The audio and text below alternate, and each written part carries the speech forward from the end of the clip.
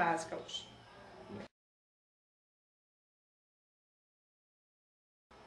Olha, o trabalho do professor é difícil na sala de aula, porque o professor ainda vem com aquela visão estrutural, de dar exercícios e o aluno repetir o modelo. Acompanhar a aula do professor, todos os meus colegas PCPs vão concordar que é praticamente uma missão impossível. Mas dentro do que a gente consegue trabalhar com os professores, inclusive em HTP, a primeira coisa que eu fiz como professora de inglês foi ver todo o material que veio.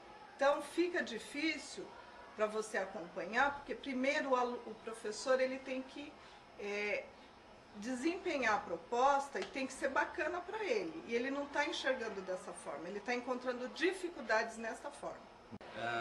E a minha função aqui, eu vejo assim como um auxiliar dos professores, como um mediador dos professores.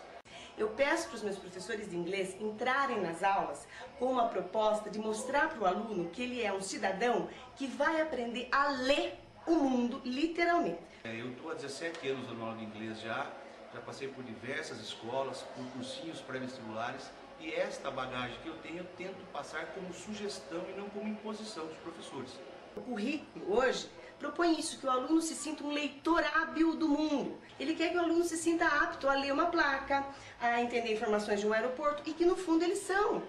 Né? Então eu oriento meus professores para que eles tragam experiências diárias deles. Eu dou uma dica para eles darem como exemplo para os nossos alunos o posto que tem na esquina da escola, que é um posto Shell. Aí eu peço para eles perguntarem para os alunos por que tem aquela concha naquele posto. Aí os alunos falam, até que falam, gente, Shell é concha em inglês. Meu Deus, que descoberta maravilhosa. E é uma descoberta maravilhosa, eles estão lendo inglês o tempo todo. Então é isso que eu tento mostrar para os meus professores. Mostrar que a língua inglesa na escola é um privilégio para os alunos estarem trabalhando sim uma língua que é globalizada e que eles são competentes sim. Não, eles acham que você tem que dar o inglês na parte estrutural como era antigamente, que foi como eles aprenderam. Eu me considero um coordenador agraciado nesse aspecto com os professores de inglês, porque eu tenho muitos professores bons de inglês aqui. Eu acho que eu tive muita sorte aqui no Humberto de Campos, mas nós somos poucos professores. Efetivos aqui sou eu e um professor que está em sala de aula. E temos mais 2 professoras trabalhando língua inglesa aqui. E essa nova proposta faz com que a gente trabalhe bastante, procure bastante coisa, faça adaptações, porque tem textos às vezes difíceis, você tem que estudar, você tem que procurar palavras no dicionário, porque nem todas você sabe, então tá difícil para ele também. Nós temos uma professora que, além de professora de inglês, ela é psicóloga e ela sabe muito mais do que a importância de ensinar o inglês é fazer com que os seus alunos eles gostem do inglês. Uma delas faz HTP comigo, eu percebo que ainda não está confortável com a nova proposta do currículo, porque elas ainda têm uma visão tradicional da língua inglesa, de copy, tradução de dicionário na mãozinha delas o tempo todo. Que eu quero desvincular, que eu tento desvincular, assim como o meu PCOP de língua inglesa, a gente sempre tentou desvincular essa ideia de carrega o dicionário o tempo todo. Se livre do dicionário, se livre do dicionário.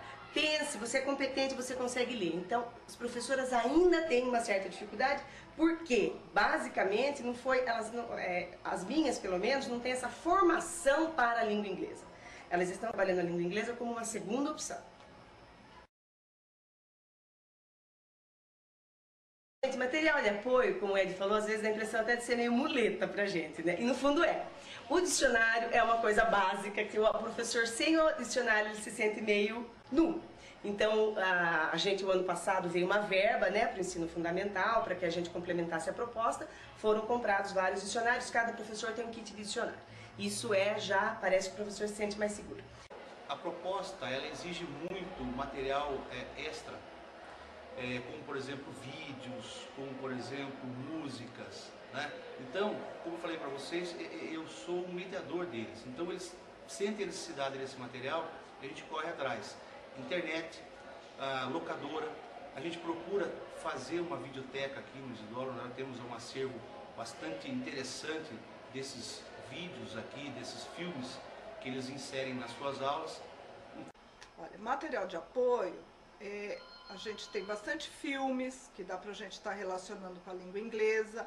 Agora, o que eu acho importante que não há nas escolas são dicionários bons, porque o que tem hoje em dia não é fácil de se trabalhar com ele, porque são os dicionários muito fracos, onde às vezes só tem um sinônimo para aquela palavra e às vezes não entra no contexto que você está trabalhando.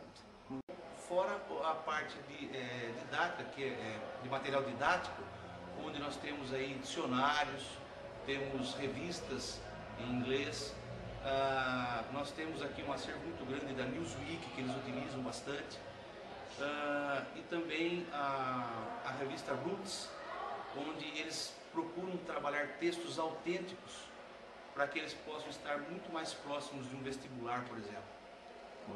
O ano passado, por exemplo, quando eu trabalhei a proposta, segundo ano do ensino médio, era filmes, né, eram sinopses, resumos. E a gente recebeu um material do cinema Vai à Escola, por exemplo, com o filme Putz, a Coisa Tá Feia. Então, nesse filme eu observei com os professores que tratam do bullying. A professora de quinta série trabalhou esse filme. Então, o material de apoio, o que eu trazia das minhas aulas e o que eu observo que é interessante, porque assim, o que a gente quer que o professor de inglês veja, como os professores de todas as disciplinas, é que a gente quer transformar os nossos alunos em leitores competentes. Então é isso que a língua inglesa tem que visar. Não é que os alunos saiam falando inglês, mas que eles entendam que eles são competentes para entender textos do mundo, inclusive em inglês.